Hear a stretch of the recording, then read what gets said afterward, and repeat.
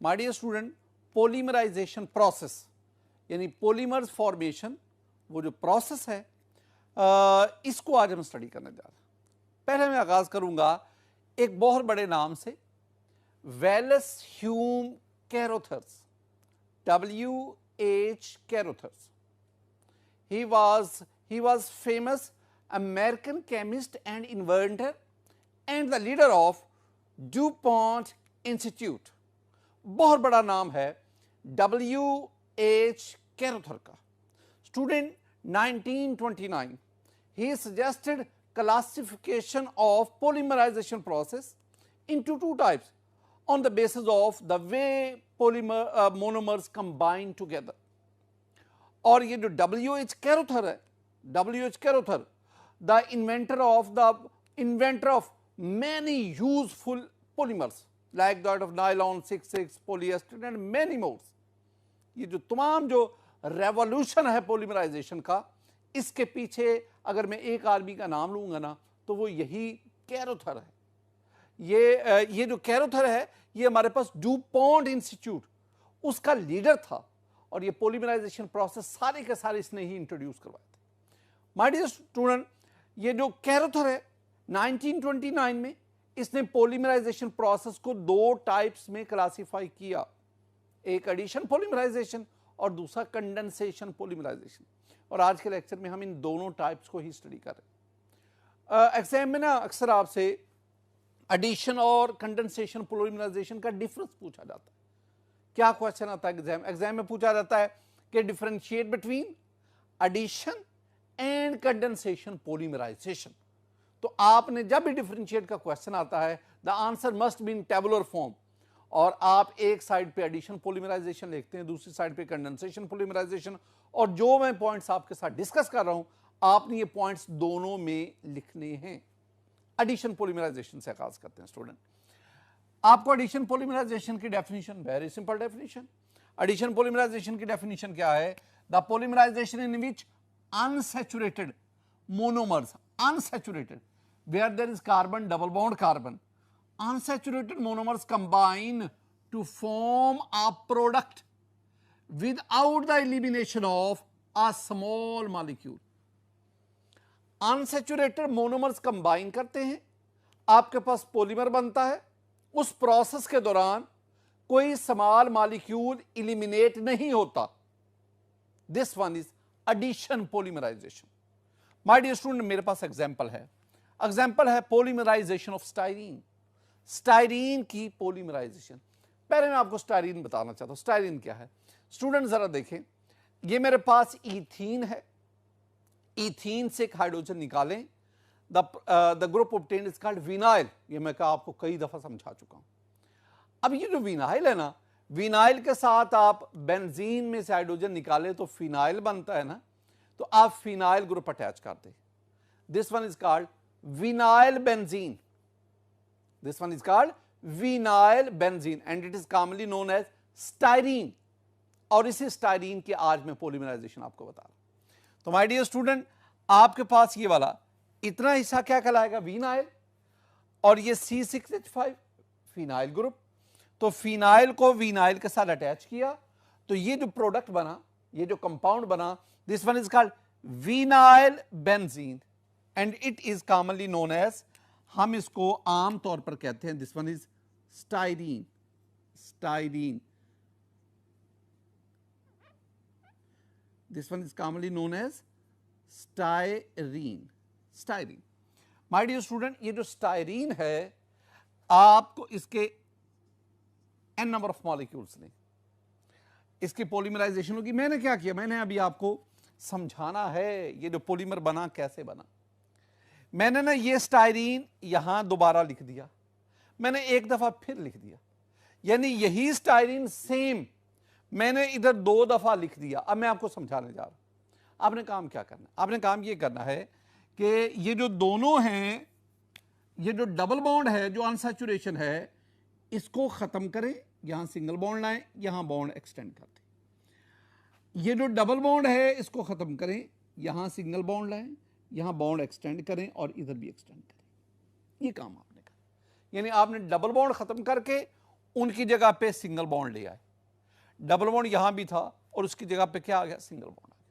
अब एक और काम करना है, वो आपने काम ये करना है कि आप यहां से यहां तक, क्योंकि आपने n नंबर लिए ना, ये एक टेक्निक है ना जिससे आप पॉलीमर को लिखते हैं, तो यहां पे आप n-1, ये 1 इसलिए माइनस किया ना कि क्योंकि ये वाला हिस्सा और ये वाला हिस्सा ये इससे बाहर है, तो ये वाले n उसमें से एक ये बाहर है, तो n-1। ये जो आपके पास बना, this one is the polymer and this one is called polystyrene. अब इसमें एक चीज इनमें बिठाएं, वो क्या, ये आपके पास था monomer, this one is the monomer, ये मोनोमर है, और ये आपके पास क्या बना, पॉलीमर। ऐसा पॉलीमर जो एडिशन पॉलीमराइजेशन से बने, that is called addition polymer. तो आपके पास ये जो पॉलीस्टाइरीन है, polystyrene is an addition polymer, ये आपके पास एक एडिशन पॉलीमर बना। एक और भी लफ्ज में बिठाएं, चूंकि ये polymer single type of monomer से बना, this one is also called homopolymer. तो कंडर एडिशन पॉलीमराइजेशन से बनने वाला polymer addition polymer, and that is also called the homopolymer. Student कुछ और बातें, अब ये जो आपके पास एडिशन पॉलीमराइजेशन हुई ना, इसके बारे में पहली बात, it involves free radical mechanism, ये हमारी टेक्स्ट बुक कहती है एडिशन पॉलीमराइजेशन ये फ्री रेडिकल मैकेनिज्म के तहत होती है। मैं एक और भी बात ऐड कर दूं, एडिशन पॉलीमराइजेशन में आयनिक मैकेनिज्म भी इन्वॉल्व होता है, आयनिक मैकेनिज्म यानी कैटायनिक और एनायनिक मैकेनिज्म वो भी इन्वॉल्व होता है। लेकिन चूंकि हमारी बुक में जो एग्जांपल है, जो फर्दर मैकेनिज्म लिया गया, वो फ्री रेडिकल मैकेनिज्म है। तो याद रखना, addition polymerisation it involves free radical mechanism as well as ionic mechanism, और आयनिक मैकेनिज्म में you have the cationic mechanism, you have the anionic mechanism. अगर आप फ्री रेडिकल मैकेनिज्म की बात करें तो free radical mechanism completes in 3 steps, and you know those are initiation, propagation and termination. Free radical mechanism के तहत जो हम डिस्कस करेंगे, और फ्री रेडिकल मैकेनिज्म 3 स्टेप्स में कंप्लीट होता है, इनिशिएशन, प्रोपागेशन, टर्मिनेशन। और एक और बात माय डियर स्टूडेंट, ये मोनोमर था, ये पॉलीमर बना। पॉलीमर में वो तमाम एटम्स हैं जो मोनोमर में मौजूद थे, यानी all atoms in a monomer are present in the polymer. Monomer में जितने भी एटम हैं वो आपको पॉलीमर में भी नजर आएंगे। क्यों?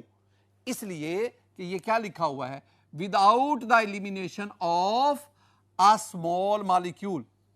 तो जब पॉलीमर बनता है तो इस प्रोसेस के दौरान स्मॉल मॉलिक्यूल एलिमिनेट नहीं होता। ये ना जब मैं कंडेंसेशन पॉलीमराइजेशन पढ़ाऊंगा ना, तो मैं वहां पे कहूंगा हां वहां पे एक स्मॉल मॉलिक्यूल एलिमिनेट होता है, लेकिन इसमें स्मॉल मॉलिक्यूल एलिमिनेट नहीं होता। स्टूडेंट ये कुछ पॉइंट्स थे, अब हम एक और पॉइंट की तरफ भी बढ़ते हैं। एडिशन पॉलीमराइजेशन में एक और भी बात याद रखना, the length of chain only increase from one side, यानी ना चेन लेंथ ऑफ चेन एक तरफ से बढ़ती। जब मैं कंडेंसेशन पढ़ाऊंगा ना तो मैं कहूंगा the length of chain grows on both sides, दोनों एंड से ग्रो करती। हमने मैकेनिज्म पढ़ेंगे, और हम मैकेनिज्म आयनिक मैकेनिज्म नहीं, फ्री रेडिकल मैकेनिज्म उसकी बात करूंगा। My dear student, free radical mechanism में पहली बात याद रखना, it is catalysed by thermal और photochemical decomposition of organic peroxide. तो ऑर्गेनिक पेरोक्साइड उसकी थर्मल या फोटोकेमिकल डीकंपोजिशन होगी, और उस डीकंपोजिशन के नतीजे में we will have the free radical. ये आपके पास ऑर्गेनिक पेरोक्साइड है, इसकी यहां पे थर्मल यानी बाय मींस ऑफ हीट या फोटोकेमिकल लाइट थ्रो करने से इसकी यहां पे होमोलिटिक फिशन होगी, और उसके नतीजे में हमारे पास फ्री रेडिकल बनेंगे। लेकिन एक याद रखें, मैंने कहा ऑर्गेनिक पेरोक्साइड, कौन से ऑर्गेनिक पेरोक्साइड? आमतौर पर जो ऑर्गेनिक पेरोक्साइड लिए जाते हैं ना, वो होते हैं बेंजोइल और टर्शरी ब्यूटाइल पेरोक्साइड, ये आमतौर पर यूज होते हैं। आप जरा ना बेंजोइल को देखें, my dear student, this one is the benzoyl peroxide. और अगर आप ये ले लेंगे, now this one is the tertiary butyl peroxide. Tertiary butyl peroxide, ये दोनों जो हैं, बेंजाइल पेरोक्साइड या टर्शरी ब्यूट, ये दोनों एक्सीलेंट कंपाउंड हैं जो हमें फ्री रेडिकल प्रोवाइड करते हैं। अब ना स्टेप्स कौन कौन से, इनिशिएशन, प्रोपागेशन और फिर टर्मिनेशन। इनिशिएशन में क्या होगा, ये आपके पास ना कैटालिस्ट है, ये कैटालिस्ट है जो हमें, ये ऑर्गेनिक पेरोक्साइड है, ऑर्गेनिक पेरो। मैंने क्या कहा, अगर आप इस R की जगह पे फिनाइल ग्रुप लगा दें, C6H5 फिनाइल ग्रुप, अगर R की जगह पे C6H5 लगा दें, फिनाइल ग्रुप लगा लें, then it will be called the benzoyl peroxide. लेकिन अगर आप R की जगह पे टर्शरी ब्यूटाइल ग्रुप लगा दें, then it will be called the tertiary butyl peroxide. अब होता क्या है, जब आप इसको हीट करते हैं या अल्ट्रावायलेट रेडिएशन इस पे थ्रो करते हैं, ये दोनों जो ऑक्सीजन हैं, ये दोनों ऑक्सीजन, इसके दरमियान ये बॉन्ड है, ये 2 इलेक्ट्रॉन से बना। इस बॉन्ड की यहां पे होमोलिटिक फिशन हो जाती है, होमोलिटिक फिशन। ये इलेक्ट्रॉन इसके पास गया, ये इलेक्ट्रॉन इसके पास गया। इसका मतलब है ये मेरे पास क्या बनेगा, ये मेरे पास बनेगा R C double bond R C double bond O, और O के पास एक अनपेड इलेक्ट्रॉन है। बिल्कुल इसी तरह R C double bond O और O के पास क्या है, अनपेड इलेक्ट्रॉन। आपके पास ये 2 फ्री रेडिकल बने। This one is highly unstable, unstable, ये अनस्टेबल हैं, हाईली अनस्टेबल। अब क्या होगा, इसमें फर्दर रीअरेंजमेंट होगी। मैंने इन दोनों को यहां पे लिख दिया। अब पहले गौर से देखना माय डियर स्टूडेंट, होता भला क्या है कि ये कार्बन और ये R का जो कार्बन है, उनके दरमियान ये बॉन्ड है, बॉन्ड मीन ये 2 इलेक्ट्रॉन है। ऑक्सीजन अपना ये इलेक्ट्रॉन यहां इन्वेस्ट करेगा। अब कार्बन से कहेगा, कार्बन इन 2 में से अपना ये इलेक्ट्रॉन यहां इन्वेस्ट करेगा। इसका मतलब है कार्बन और ऑक्सीजन के दरमियान यहां पे सिंगल बॉन्ड था, एक ये इलेक्ट्रॉन एक ये इलेक्ट्रॉन, इनके आने की वजह से यहां पे एक और बॉन्ड बन गया, डबल बॉन्ड हो गया। ये यहां से होमोलिटिक फिशन होगी। अब ये C double bond O, this one is the carbon dioxide, और ये इलेक्ट्रॉन इसके पास चला गया, तो ये आपके पास एक फ्री रेडिकल बना, ये फ्री रेडिकल बना, और साथ आपके पास कार्बन डाइऑक्साइड CO2 बना। अब स्टूडेंट, ये गैस है, ये इवॉल्व होगी। जब ये आप 2 लेते हैं तो इसका मतलब आपके पास 2 फ्री रेडिकल बने और 2 कार्बन डाइऑक्साइड के मॉलिक्यूल आपके पास हासिल हुए, ये बना। अब this one is the initiation. इस इनिशिएशन में जो चीज बनी उसको जरा गौर से देखें। हमारे पास ऑर्गेनिक पेरोक्साइड था, इसकी थर्मल या फोटोलिटिक फिशन हुई, उसके नतीजे में आपके पास ये अनस्टेबल इंटरमीडिएट बना, और फिर उससे आपके पास ये फ्री रेडिकल बना। हम इस पेरोक्साइड कैटलिस्ट से ये फ्री रेडिकल ही लेना चाहते हैं, ये हमें फ्री रेडिकल चाहिए। अब प्रोपगेशन में क्या होगा, ये फ्री रेडिकल है and this one is the molecule of styrene, ये विनाइल बेंजीन जिसे हमने अभी स्टाइरीन पढ़ा। अब क्या होगा, ये अपना एक इलेक्ट्रॉन इन्वेस्ट करेगा, ये अपना इलेक्ट्रॉन ये इन्वेस्ट करेगा। अब ये दोनों कार्बन के दरमियान ये पाई इलेक्ट्रॉन है, पाई बॉन्ड है, पाई बॉन्ड में 2 इलेक्ट्रॉन है, एक इस कार्बन का एक इस कार्बन का। अब ये कार्बन क्या करेगा, ये कार्बन अपना इलेक्ट्रॉन इधर इन्वेस्ट करेगा और ये इलेक्ट्रॉन इस कार्बन के पास। ये बड़ी गौर से सुनने वाली बातें, समझने वाली बातें। अब क्या होगा, अब इस कार्बन के और इस R के दरमियान यहां पे 2 इलेक्ट्रॉन आ गए, और वो 2 इलेक्ट्रॉन इस कार्बन और R के दरमियान बॉन्ड का बायस बने। ये जो इलेक्ट्रॉन है ये इस कार्बन के ऊपर चला गया, अनपेड इलेक्ट्रॉन, और यूं आपके पास प्रोडक्ट क्या बना, प्रोडक्ट आपके पास बना R। अब इस R ने इसके साथ बॉन्ड बना लिया, बॉन्ड CH2।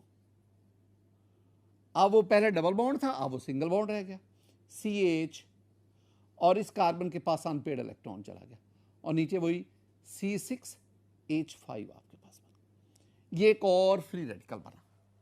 अब ये फ्री रेडिकल क्या करेगा, ये फ्री रेडिकल एक और स्टाइरीन मॉलिक्यूल उस पर अटैक करेगा। कैसे, ये देखिए माय डियर स्टूडेंट, इस स्टेप में जो हमारे पास फ्री रेडिकल बना, अब यही फ्री रेडिकल मैंने लिखा है।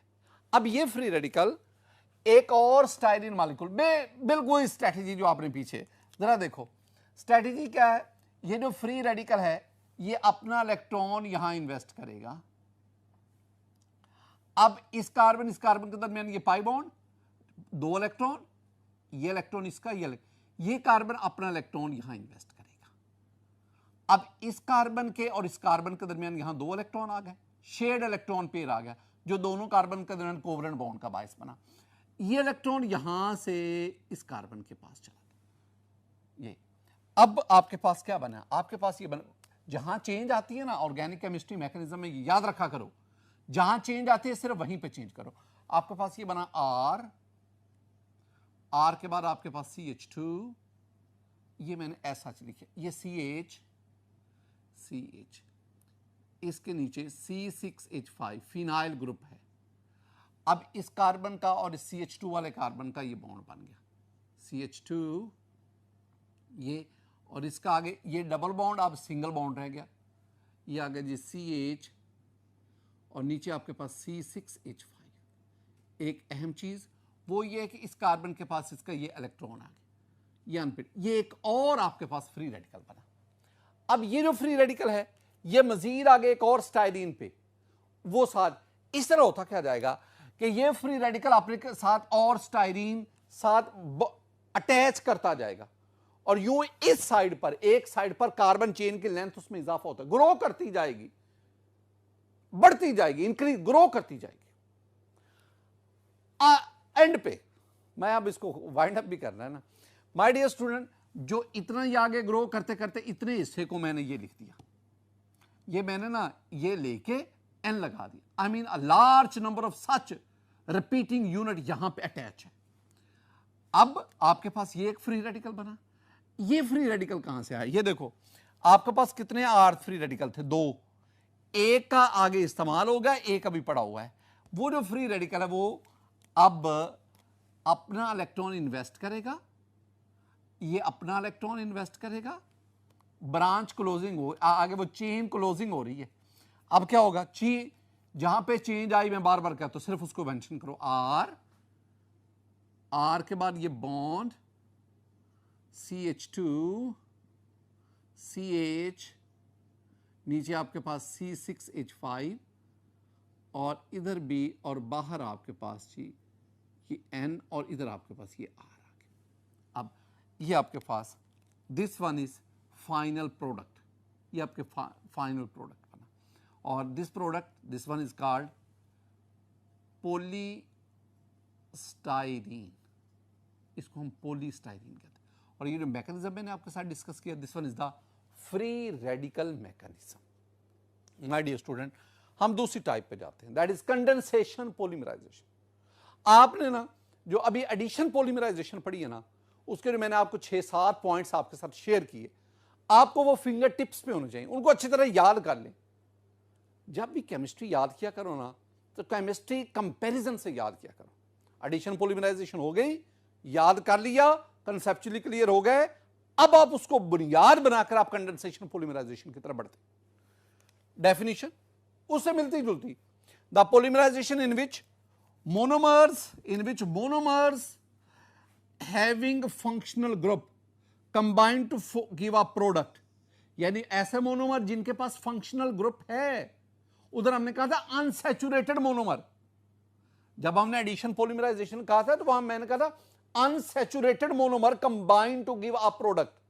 यहां मैं कह रहा हूं monomers having the functional group, उधर अनसैचुरेटेड मोनोमर और इधर monomers having the functional group combine to form a with the elimination of small molecule, उधर था without, इधर है with the elimination, यानी इसके दौरान आपके पास प्रोडक्ट मेन प्रोडक्ट जिसे हम पॉलीमर कहते हैं, उसके साथ साथ एक बाइड प्रोडक्ट भी बनेगा, एक स्मॉल प्रोडक्ट भी आ सकता है, वो वाटर भी हो सकता है, मिथाइल अल्कोहल भी हो सकता है। And this polymerization process called condensation polymerization. क्या कहलाएगा, कंडेंसेशन पॉलीमराइजेशन। 2-3 बातें याद रखें। पहली बात, कंडेंसेशन पॉलीमराइजेशन के नतीजे में जो पॉलीमर बनता है, that polymer is called condensation polymer, और उधर एडिशन पॉलीमराइजेशन में जो पॉलीमर बना था एडिशन पॉलीमर।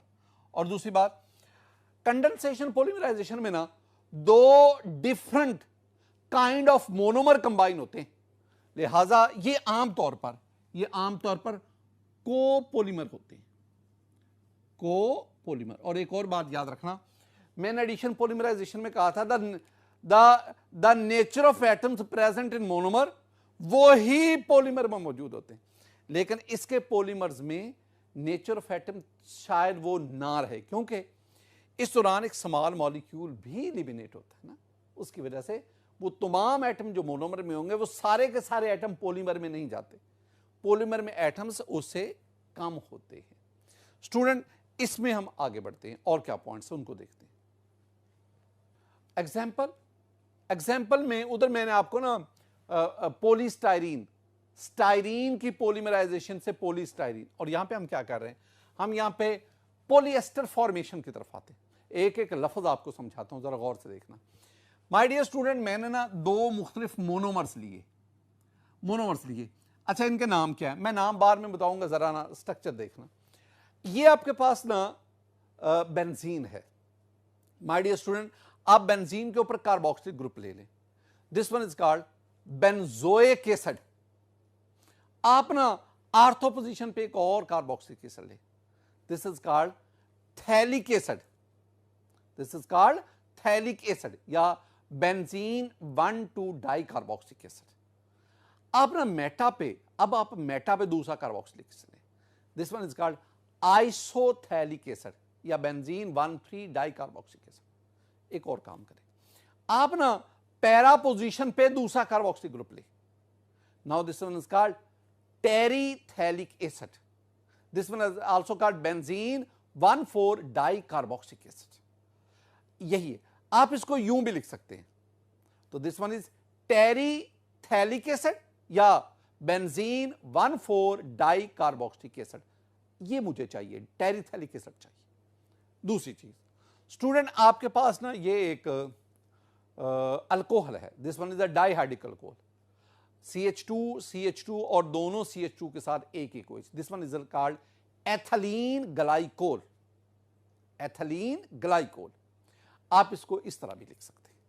एक तो बात आपके ज़हन में बैठे, मैंने आपके सामने ये जो लिखा है ना, ये वाला जो आपको समझाया है, this one is called TERE, tere, PHTHALIC, phthalic acid, terephthalic acid. ये वाला बेंजीन, ये 1, ये 4 पोजीशन है, बेंजीन 1,4 डाई कार्बोक्सिलिक एसिड, ये terephthalic di carboxylic acid, 2 carboxylic group है, this one is ethylene glycol. ये एक कार्बोक्सिलिक एसिड है, ये एक अल्कोहल है, तो आप कार्बोक्सिलिक एसिड और अल्कोहल दोनों को कंबाइन करना चाहते हैं। केमिस्ट्री में ना सेकेंड ईयर और फर्स्ट ईयर केमिस्ट्री मिला के को 8-10 जगहों पे एक प्रोसेस आता है जिसे हम कहते हैं एस्टेरिफिकेशन। अब एस्टेरिफिकेशन क्या है? एस्टेरिफिकेशन में carboxylic acid plus alcohol in the presence of acid will act as a catalyst, we have the ester plus water। चूंकि इस प्रोसेस में एस्टर बनता है, this one is called esterification. तो कार्बोक्सिलिक एसिड और अल्कोहल मिलते हैं, एस्टर बनता है, दिस प्रोसेस कॉल्ड एस्टेरिफिकेशन। आप इसको एक और भी बाज़ेन में बिठाना, ये जो वाटर बनता है ना इस दौरान, इस वाटर बनाने के लिए जो अल्कोहल है वो H देता है और जो कार्बोक्सिलिक एसिड है वो OH देता है, फिर वो वाटर बनता है। और यूं ये एस्टर में ये जो बॉन्ड बनता है ना, this one is called ester linkage, इसको हम एस्टर लिंकेज कहते हैं। ये बातें आपने ज़हन में बिठानी, यही चीज जो आपने एस्टेरिफिकेशन पढ़ा, यही मैं आपको समझा रहा हूं। ये आपके पास कार्बोक्सिलिक एसिड है, ये आपके पास अल्कोहल है, अल्कोहल और कार्बोक्सिलिक एसिड मिलेंगे तो जो प्रोडक्ट बनेगा दैट इज कॉल्ड एस्टर। तो एस्टर फॉर्मेशन है। अब जरा गौर से सुनना, मैंने ये टेरिथैलिक एसिड और एथिलीन ग्लाइकोल ये दोनों मोनोमर्स हैं, इनकी n नंबर लिए, बहुत बड़ी तादाद में इनको लिया। अब इनकी कंडेंसेशन होती है, कंडेंसेशन 2 मॉलिक्यूल बनते, एक प्रोडक्ट बना और साथ वाटर या मिथाइल अल्कोहल निकला, कैसे होगा जरा देखना स्टूडेंट। मैंने तो ना ये वाला टेरिथैलिक एसिड सेम इधर लिख दिया, एथिलीन ग्लाइकोल मैंने सेम इधर लिख दिया। अब मैं आपको समझाता हूं करना आपने क्या है। आपने ये करना है, आपने ना ये जो टेरिथैलिक एसिड है ना, जो कार्बोक्सिलिक एसिड है, कार्बोक्सिलिक एसिड OH देगा और अल्कोहल H देगा। ये भी मैं आपको समझा के आऊं। जब ऐसे देंगे तो आपके पास ये वाटर एलिमिनेट होगा प्लस H2O, H2O। लेकिन स्टूडेंट साहब जरा इधर भी ये OH है, ये वाला OH देगा और इधर आगे जो कार्बोक्सिलिक एसिड होगा वो H देगा।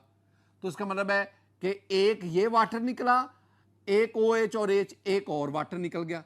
और अगर आप N लेते हैं तो आपके पास N नंबर ऑफ ये वाटर निकले। एक तो ये चीज होगी। अब जब यहां से ये वाटर निकल जाएगा तो अब ये C डबल बॉन्ड हो और इस O, इस कार्बन और इस ऑक्सीजन के दरमियान, ये देखो ये मैंने OH निकाल दिया, इधर मैंने H निकाल दिया। अब इन दोनों के दरमियान ये बॉन्ड बना, ये वाला। This bond is called ester linkage. इसको हम एस्टर लिंकेज कहते हैं। बिल्कुल इसी तरह अब ये वाला एंड, ये वाला कार्बोक्सिलिक एसिड ये OH देगा, कार्बोक्सिलिक एसिड क्या देगा OH, और इधर ये अल्कोहल जो है ये H देगा। इस तरह इसको मैं एक्सटेंड कर देता हूं और इधर मैं ये और इधर ये और ये मैं N लिख देता हूं। ये तो मैं आपको ना प्रोडक्ट लिखने का तरीका बता रहा हूं। मैं आपको बता रहा हूं कि इस कंडेंसेशन प्रोसेस के दौरान वाटर 2 N क्यों लिखा, क्योंकि आपने N नंबर ऑफ मॉलिक्यूल्स दिए थे और ये आपके पास पॉलीमर बना। इस पॉलीमर को हम कहते हैं पॉलीएस्टर। मैंने तो उसको थोड़ा सा हिस्सा लिखा ना, यहां पे एस्टर लिंकेज बना, यहां आगे एस्टर, फिर आगे, इस तरह एस्टर लिंकेज, बहुत सारे एस्टर और बहुत सारे सेवरल एस्टर के लिए हम लफ्ज क्या यूज करते हैं, पॉलीएस्टर। ये जो कंपाउंड बना, ये कंपाउंड है, जर्नल इसका नाम, इस फैमिली का नाम है पॉलीएस्टर, पॉलीएस्टर। और ये जो प्रोसेस है that is called esterification, ester formation, polyester बना। अच्छा, इसके ना कई नाम हैं। ये जो खास तौर पे ये जो बना, इसको हम PET भी कहते हैं, पेट भी कहते हैं। इसे हम ना टेरिलीन भी कहते हैं, टेरिलीन। इसे हम ना डेक्रॉन भी कहते हैं, डेक्रॉन। अच्छा, हर एक लफ्ज की ना, इसे ना लेवसोन भी कहते हैं, LAVSN, लेवसोन, ये भी कहते हैं। मुख्तलिफ इसके नाम है। अच्छा, अब हर एक नाम की रीजन देखना। PET का मतलब क्या है? PET का मतलब है P से पोली, आगे ये ब्रैकेट डालेंगे, एथिलीन टेरिथैलेट,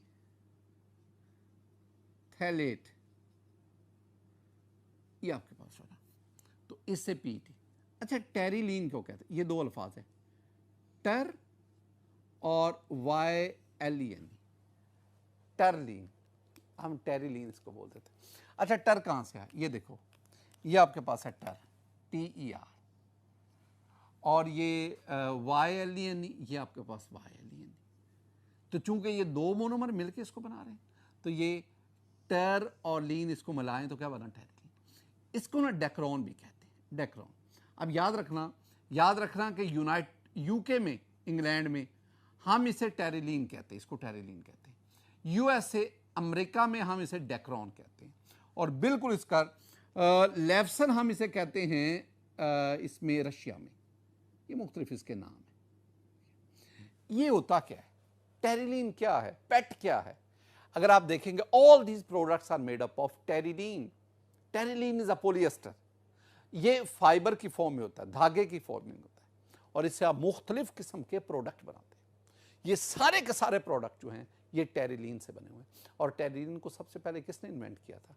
इसी WH कैरोथर ने, जो कि डीपॉन्ट उसमें ये उसका टीम का हेड था, लीडर था। माय डियर स्टूडेंट, ये जो मैंने आपको समझाया था, इसमें ना सिर्फ मैंने आपको टेरिलीन या डेक्रॉन इसकी जो है फॉर्मेशन बताई, बल्कि इसमें मैंने आपको यह भी बताया कि ये वाला जो प्रोसेस है, no free radical making, it takes place in a single step. और ये जो चेन ग्रोथ हुई, इधर भी चेन की ग्रोथ होती है, इधर भी चेन की ग्रोथ होती है, यानी चेन ग्रोथ जो है वो दोनों एंड से होती है। लेकिन एडिशन पॉलीमराइजेशन में हमने क्या पढ़ा था कि चेन ग्रोथ सिर्फ एक एंड से होती है। माय डियर स्टूडेंट, ये तमाम वो पॉइंट्स थे जो मैंने आपको एडिशन पॉलीमराइजेशन और कंडेंसेशन पॉलीमराइजेशन इसमें आपसे डिस्कस की।